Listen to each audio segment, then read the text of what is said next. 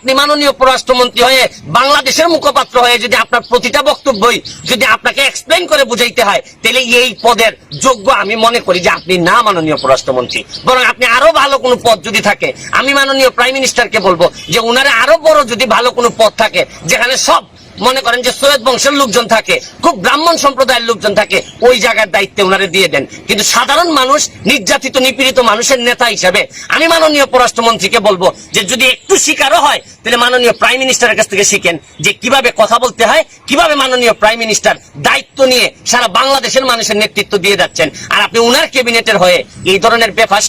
কথা, আপনার ইন্টেনশন ভালো, আপনার মনের ভিতর ভালো, কিন্তু মুখের কারণে আপনি কি এই প্রবাসীদেরকে আমাদের এই আওয়ামী লীগ এবং সরকারের মুখোমুখি দাঁড় করাই দিচ্ছেন না? আমি আপনাকে বলবো যদি কথা বলতে এরকম সমস্যাই হয়, আল্লাহর হস্তে কথা বললেন না, তাও মাননীয় প্রাইম মিনিস্টারকে এইরকম একটা দুর্যোগকালীন সময়ে কাজ করতে দেন। কাজ যদি না